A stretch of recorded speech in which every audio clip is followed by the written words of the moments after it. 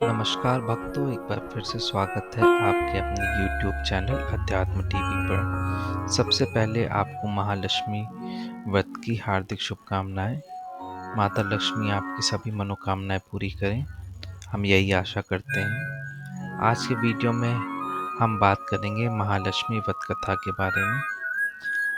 तो सबसे पहले जो पौराणिक कथा है वो है एक गरीब ब्राह्मण और माता लक्ष्मी की।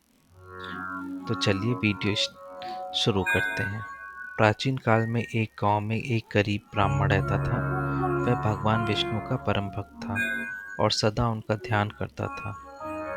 उसकी भक्ति से प्रसन्न होकर एक दिन भगवान विष्णु ने उसे दर्शन दिए और वरदान मांगने को कहा।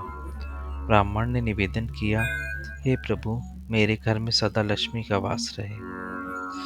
भगवान विष्णु ने मुस्कुराते हुए कहा, तुम्हारी इच्छा पूर्ण हो सकती है, किंतु इसके लिए तुम्हें कुछ प्रयास करना होगा। मंदिर के सामने प्रतिदिन एक स्त्री उपले पाथने आती है और रोती है।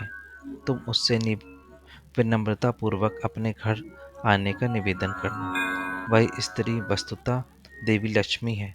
जब वे तुम्हारे घर पधारेंगी तो तुम्हारा घर धन्य ध्यान से भर जाएगा। यह कहकर भगवान विष्णु अंतर्ध्यान हो गए। अगले दिन प्रातःकाल ब्राह्मण मंदिर के द्वार पर बैठ गया। जब धन की देवी माता लक्ष्मी वहां उपले पातने आई तो ब्राह्मण ने हाथ जोड़कर उन्हें अपने घर आने का निमंत्रण दिया। माता लक्ष्मी ने समझ लिया कि यह सब भगवान विष्णु की लीला है।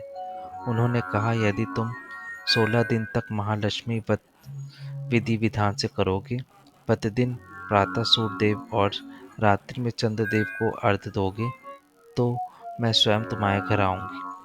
ब्राह्मण ने श्रद्धा और नियम से 16 दिन का महालक्ष्मी व्रत किया। 16वें दिन उत्तर दिशा की ओर मुख करके माता लक्ष्मी का आवाहन किया। वचन निभाने हेतु माता लक्ष्मी प्रकट हुई और उसके घर के सारे कष्ट हर लिए। उसका घर सुख समृद्धि से भर गया। इस कथा से ये मानता है कि जो भी भक्त महालक्ष्मी व्रत करता है उसके घर भी धन्य धान से भर जाता है और उसके सारे कष्ट दूर हो जाते हैं। तो भक्तों, अब चलते हैं दूसरी कथा की ओर। ये कथा माता लक्ष्मी और एक किसान की है। एक बार भगवान विष्णु मृत्यु लोक पर विचरण करने गए। माता लक्ष्मी भी साथ चलना चाहती थी। भगवान विष्णु ने शर्त रखी, हे देवी, तुम मेरे साथ चल सकती हो, किंतु मेरे बिना कहे तुम कुछ भी नहीं करोगी। माता ने प्रसन्नता से शर्त मान ली। जब दोनों विचरण कर रहे थे तो एक स्थान पर भगवान विष्णु ने कहा, देवी, मैं दक्षिण दिशा में जा रहा हूँ, आप यहीं प्रतीक्षा कीजिए। परंतु लक्ष्मी जी का स्वभाव चंचल था। वे रुक न सकी और दक्षिण दिशा में चल दी। वहां उन्हें सरसों का खेत मिला। पीले पीले फूलों से उनका मन मोह लिया।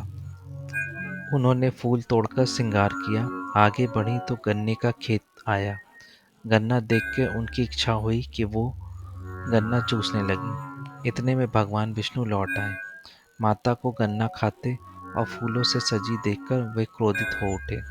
उन्होंने कहा, देवी, आपने मेरी आज्ञा का उल्लंघन किया है और किसान की अनुमति बिना खेत से गन्ना और फूल तोड़े हैं।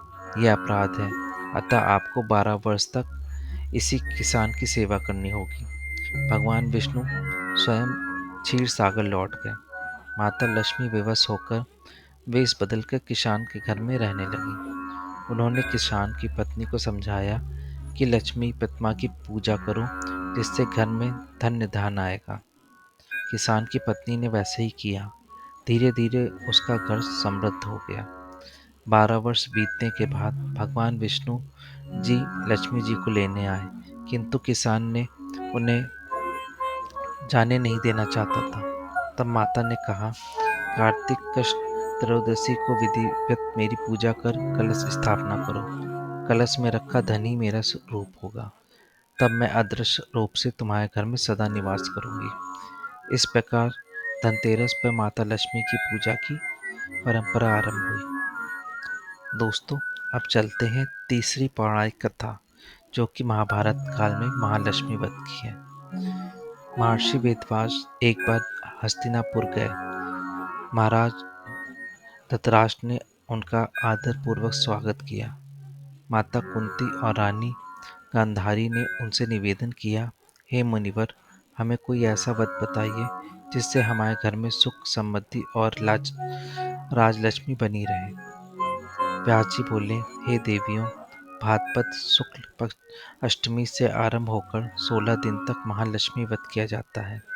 16 गांठों वाला पीला डोरा बनाकर प्रतिदिन धूप दीप और अर्पण किया जाता है।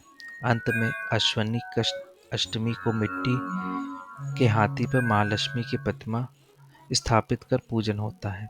यह व्रत करने से लक्ष्मी सदा प्रसन्न रहती है। समय आने पर कुंती और गांधारी ने व्रत आरंभ किया। 15 दिन बीत गए। 16वें दिन गांधारी ने नगर के सभी स्त्रियों को बुलाया और एक विशाल मिट्टी का हाथी बनवाया। सभी स्त्रियां वहां चली गईं, किंतु अपमानित और उदास बैठी रहीं। पांडव ने देखा तो अर्जुन ने माता को समझाया। उन्होंने नगर में घोषणा करवाई, आज कुंती के महल में स्वागत में ऐरावत हाथी की पूजा होगी। अर्जुन ने अपने बाणों से ऐरावत को स्वर्ग से बुला लिया। नगर की भीड़ कुंती के महल में उमड़ पड़ी। ऐरावत हाथी पर लक्ष्मी प्रतिमा स्थापित कर वेद मंत्रों से पूजन हुआ। सभी ने जयकारे लगाए, भजन कीर्तन किए और रात्रि जागरण हुआ। अगले दिन मूर्ति विसर्जन कर ऐरावत को स्वर्ग लौटा दिया गया। इस प्रकार कुंती ने लक्ष्मी व्रत को सिद्ध किया और नगरवासियों को अद्भुत अनुभव मिला। दोस्तों, जो भी स्त्रियां और भक्त श्रद्धा भाव से लक्ष्मी व्रत करते हैं, उनके घर में सदा लक्ष्मी का वास होता है। गरीबी, दुख और कलेश दूर होते हैं। यह व्रत विशेष रूप से अश्विन मास में किया जाता है और इससे परिवार, राज और समाज समृद्ध होता है। अंत में इस मंत्र का जाप करना अत्यंत फलदायी माना गया है। महालक्ष्मी नमस्तुभ्यं नमस्तोद्यम सुरेश्वरी हरिप्रिये नमस्तुभ्यं नमस्तुभ्यं दयानिधे। इस प्रकार महालक्ष्मी व्रत की पौराणिक कथाएं हमें सिखाती हैं कि श्रद्धा, संयम और भक्ति से माता लक्ष्मी प्रसन्न होकर भक्तों के घर में सदा सुख समृद्धि बनाए रखती हैं। तो दोस्तों, ये था आज का वीडियो। अगर आज का वीडियो अच्छा लगा हो तो प्लीज़ चैनल को सब्सक्राइब करें और इस वीडियो को ज़्यादा से ज़्यादा शेयर करें। मिलते हैं आपसे अगले वीडियो में। तब तक के लिए धन्यवाद।